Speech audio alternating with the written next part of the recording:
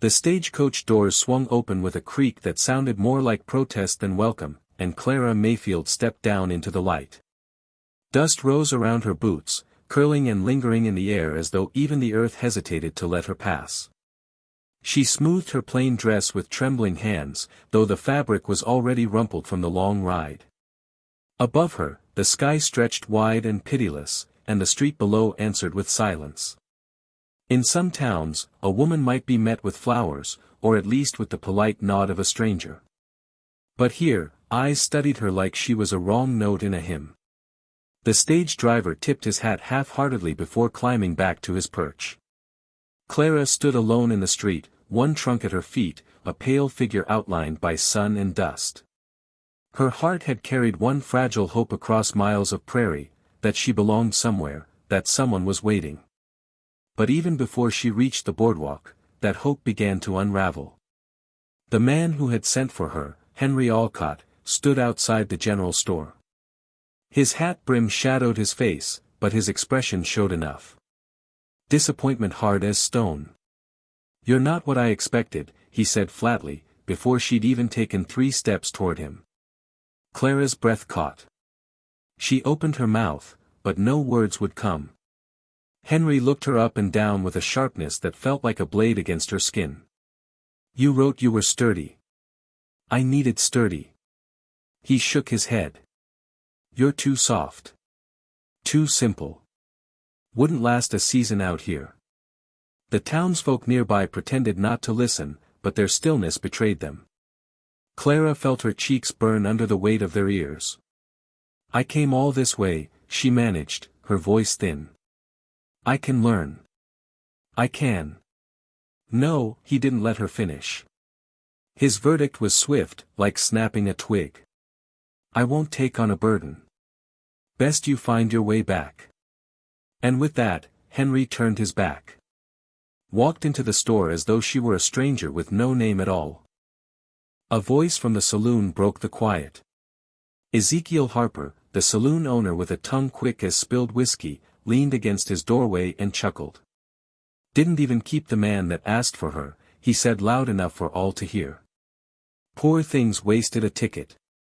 Laughter followed him from a few men lingering there. Clara lowered her gaze, fingers tightening on her skirt. Every second she stood in that street stretched into eternity. She thought of fleeing back to the coach, but it had already rattled off down the road, a cloud of dust in its wake. She was stranded in a town that had already decided who she was. Then, a shadow fell beside hers. She looked up and saw him. Jesse Coulter. He was not among the men laughing. He wasn't even looking at them. His gaze was steady, resting only on her, quiet as if he had all the time in the world. He was a man carved by the plains, broad-shouldered, skin weathered by sun, a face that spoke of years lived without the comfort of much company. A coil of rope hung at his hip. Dust lined his boots. "Water?" he asked, his voice low, rough but not unkind. Clara blinked at him, startled. The offer was so simple it felt out of place against the cruelty she had just endured. She nodded, unable to summon words. He walked to the trough outside the livery, filled a tin cup, and brought it back. He held it out, not pressing, not speaking further. She took it with trembling hands and drank. The water was warm, but it steadied her. "Thank you," she whispered. Jesse tipped his hat, the smallest acknowledgement, then crouched by her trunk. "Heavy." She hesitated. The trunk contained what little life she had left, some clothes, a Bible, a folded letter never sent. "I can manage." "Didn't ask if you could," he said quietly, lifting it with one hand as though it weighed little. The townsfolk watched. Their stares followed the pair as Jesse began walking slowly down the street, carrying the trunk. Clara hurried to match his pace, uncertain what this meant or where he was leading her. Whispers trailed after them like dust. Poor girls cursed. "Look at Coulter, taking pity. Man must be desperate." The voices pressed against Clara's back. She wanted to shrink, to vanish into the ground. But Jesse walked on, unhurried, shoulders squared as if none of it touched him. They stopped at the home of Abigail Whitmore, the widow who sometimes took in travelers. Abigail opened her door, her gray hair tied in a neat knot, her eyes soft but lined with sorrow that had learned endurance. "You poor lamb," Abigail said, pulling Clara gently inside. Then to Jessie, "You'll stir trouble standing with her." "Trouble's already stirred," Jessie replied. He set the trunk just inside the doorway, tipped his hat again, and turned to go. Clara followed him to the threshold, a question rising in her chest though she couldn't name it. He had said little, done little, yet she felt his silence more than all the town's noise. That night, in Abigail's small spare room, Clara lay awake listening to the creak of the house. She pressed her hands together under her chin and tried not to cry. The words Henry had spoken, too soft, too simple, echoed like a cruel lullaby. She wondered if she would ever belong anywhere. A knock came at the door. Soft, hesitant. She opened it and found Jessie on the porch, the night air cool around him. He carried nothing, said nothing at first. Only looked at her as if weighing whether to speak at all. She broke the silence first. "I've never shared a bed," she whispered, the confession slipping out before she could stop it. It wasn't meant for him, but for the emptiness inside her that had grown too loud. Jessie's eyes held hers. No judgment, no laughter. Just a steadiness she had never known. His answer came slow, quiet as falling ash. "Then don't just share one," he said. "Share mine. Forever." The words hung in the night air, fragile and impossible. Clara's breath caught. She couldn't tell if he meant them as mercy, as jest, or as the raw truth of a lonely man's heart. The door creaked in her hand, the world holding still between them. Clara stood in the doorway, Jessie's words lingering like smoke that would not clear. The night was still, the town asleep except for a dog's distant bark and the faint clink of bottles spilling laughter from the saloon. She wanted to answer him, but her lips would not shape the words. He did not wait for a reply.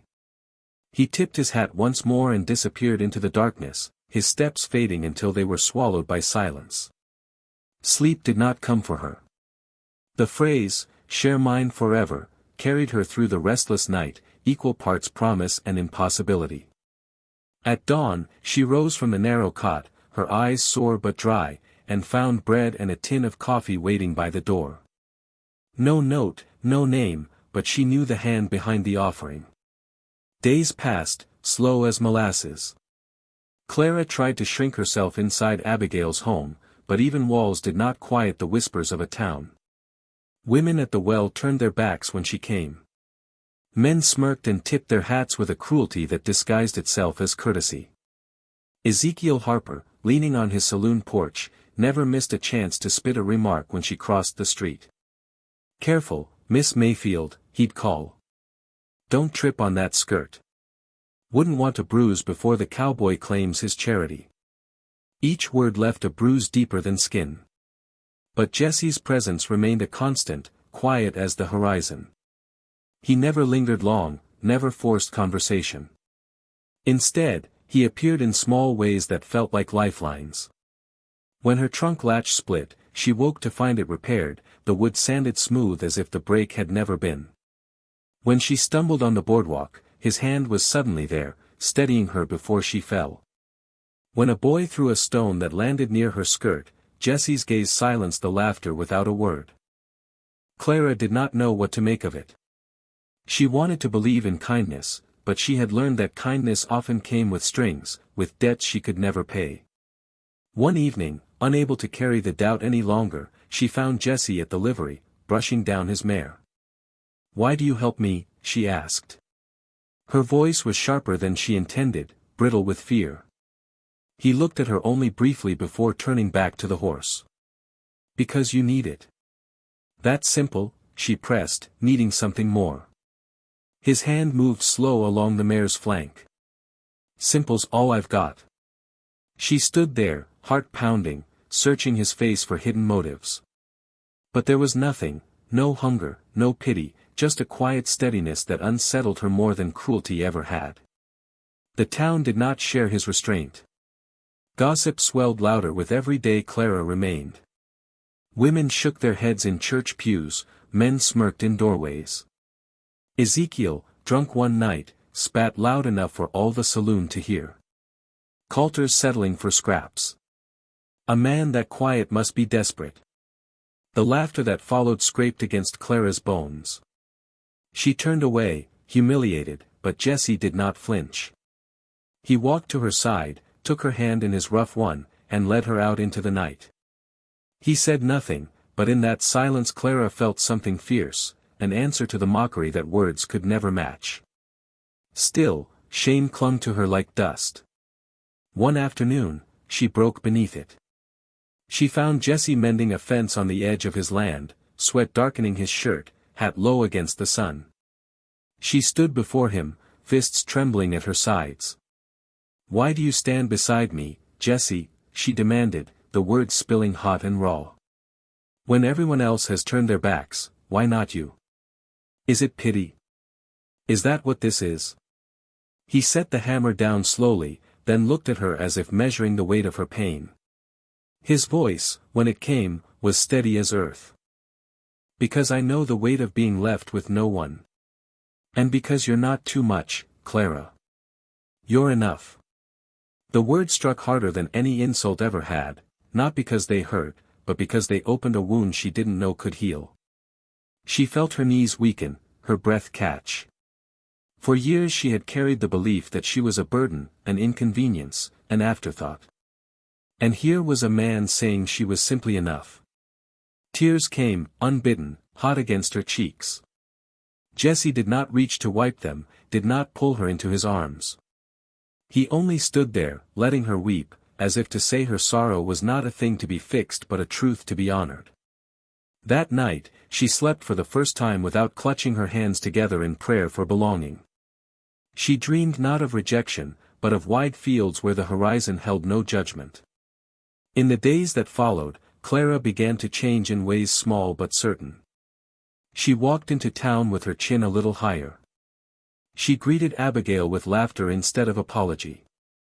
She learned to ride Jesse's mare, Willow, gripping the reins with tentative courage as Jesse rode beside her, offering no instructions unless asked. When she fell once, hard into the dust, he did not rush to lift her. He only waited, eyes steady, until she pushed herself up and mounted again. And in that waiting, she felt something unfamiliar, respect. The town noticed. The gossip did not vanish, but it lost its sharpness. Whispers softened to curious glances, smirks dulled to silence. People began to see not a rejected bride, but a woman standing taller than her shame. Clara knew it was not magic. It was not rescue. It was the slow work of dignity, built by small acts and steady eyes. One evening, as the sun bled crimson across the horizon, Jesse walked her back from the well. The air was thick with the scent of sage.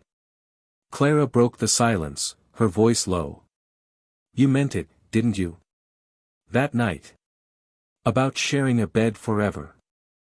Jesse's step did not falter. He kept his gaze ahead, then nodded once. "I don't say things I don't mean." Clara's heart thudded hard, but she did not look away. "Then I'll hold you to it." The words tasted like courage, like choosing rather than waiting to be chosen. Jesse glanced at her then, the faintest curve of a smile in his eyes. They reached Abigail's porch, but Clara did not step inside. Instead, she remained on the steps, her hand brushing Jesse's. For the first time, she did not pull away when someone passed on the street. She let the town see. The whispers would not vanish overnight, but they no longer mattered. She had found a place where shame had no hold, beside a man who saw her not as too much or too little, but simply as she was. The last light of day lingered on their faces, and in that glow, Clara felt the stirrings of something she had long thought impossible. Not salvation, not perfection, just the quiet, enduring grace of belonging. And as the sky darkened, she knew the story was not ending here. It was only beginning, written not in grand gestures or declarations, but in the silent vow of two souls walking side by side into the unknown.